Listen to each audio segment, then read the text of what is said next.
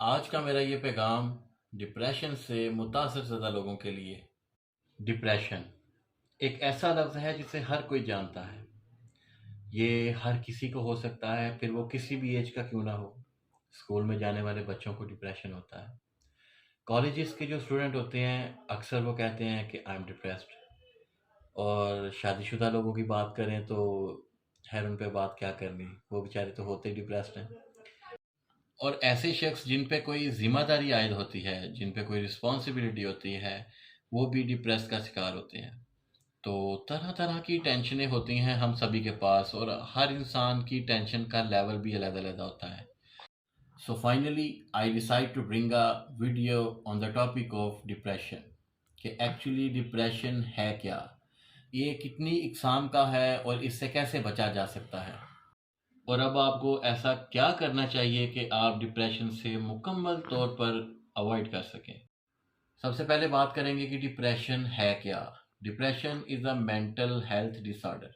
ये एक किस्म की ज़हनी बीमारी होती है और इस बीमारी में इंसान खुद को अकेला, तन्हा, नामुकम्मल, उदास और पछतावा भरा महसूस करता है। यानी कि वो ये समझता है कि मेरा इस दुनिया में कोई वजूद नहीं। वो अपने आस-पास के लोगों में एक किस्म का बोझ है और ये डिप्रेशन जिसको भी होता है, ये उसका थोड़ा-सा ज़हनी तवाज़ुन भी ठीक नहीं रहता और उसको छोटे-छोटे कामों में भी समझ लें कि बड़ी-बड़ी रुकावट पेश आती है, उसके लिए बहुत मुश्किल होते हैं छोटे-छोटे काम करना भी। हम बात कर रहे थे कि डिप्रेशन क्या है? अब हम बात करेंगे कि डिप्रेशन की कितनी इकसाम हैं। सबसे पहली इकसाम माइल्ड डिप्रेशन, हल्का डिप्रेशन।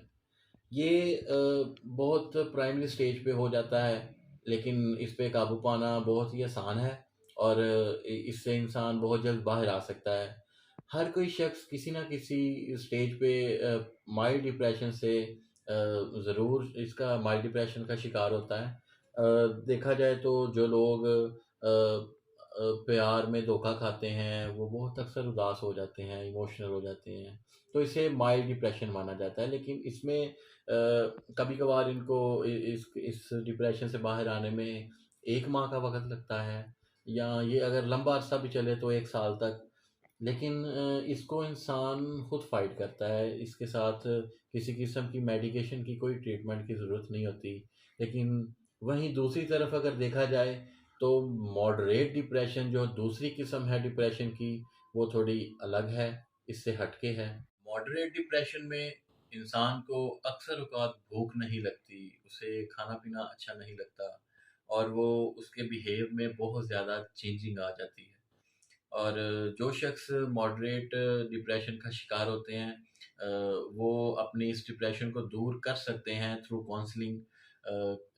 लेकिन ये काउंसलिंग सिर्फ़ उसी के साथ होगी जिस पे आप अपना पूरा ट्रस्ट करते हैं और उनके साथ अपनी बातें शेयर कर सकते हैं और वो आपको इनका जो है बेहतर हाल बताएँगे और इसी तरह से थ्रू काउंसलिंग आप मॉडरेट डिप्रेशन को जो है वो ट्रीट कर सकते हैं। लेकिन अगर मॉडरेट डिप्रेशन को प्रॉपर ट्रीट ना किया जाए, तो ये डिप्रेशन कन्वर्ट हो जाता है तीसरी जो मेन टाइप है डिप्रेशन की, मेजर डिप्रेशन में। मेजर डिप्रेशन में इंसान अंदर से टूट जाता है। उसके बिहेव में बहुत सी चेंजिंग आ जाती है, इंसान अंदर से बहुत कमज़ोर महसूस करता है खुद को।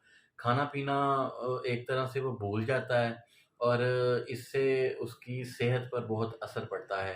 क्योंकि जब खाना-पीना मुकम्मल तौर पर मुकम्मल ग़िज़ा ना मिले तो फिर सेहत कमज़ोर होती है। और एक और बात करूँ अगर इधर मेजर डिप्रेशन की, तो मेजर डिप्रेशन की वजह से इंसान नींद की कमी का भी वो शिकार हो जाता है क्योंकि वो जब सोचों में रहेगा तो अपनी नींद को मुकम्मल नहीं कर सकता। तो इस किस्म की बीमारी का अगर प्रॉपर तरीके से इलाज ना किया जाए तो इंसान के वहम में या उसके ख़याल में जो बातें आती हैं वो अ, ये भी आ सकती हैं कि वो खुदकुशी कर ले क्योंकि वो अपने आप को एक तरह से बिल्कुल बोझ समझ रहा होता है। और ये करना उस इंसान के लिए उस जो कि मेजर डिप्रेशन का शिकार है उसके लिए बहुत आसान होता है। हमने ये जाना कि डिप्रेशन क्या है और इसकी कितनी इकसाम हैं और क्या-क्या हैं।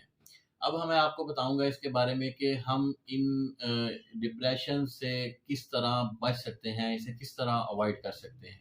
काम आपने करना है डिप्रेशन से दूर रहने के लिए, वो है आपने अपनी फैमिली में ज़्यादा से ज़्यादा टाइम स्पेंड करना है। आप अपनी फैमिली में रहेंगे तो आपको गलत-गलत ख़यालात जो हैं वो नहीं आएँगे और आप खुश रहेंगे, पॉज़िटिव रहेंगे। दूसरा काम जो आपने करना है वो है सोशलाइज़ रहना है। कोशिश करें कि माशरे में निकलें, ज़्यादा से ज़्यादा सोशल रहें, एक्टिविटीज़ में हिस्सा लें और अपनी उन एक्टिविटीज़ को अपने अ व्यू से गुज़ारें, बार-बार देखें उन्हें, अपने कारकर्दगी को देखें ताकि आप अ, इस किसी किस्म के डिप्रेशन से दो-चार ना हो सकें। And the third one is जो है कि आपने बी पॉज़िटिव रहना है एंड एनर्जेटिक रहना है।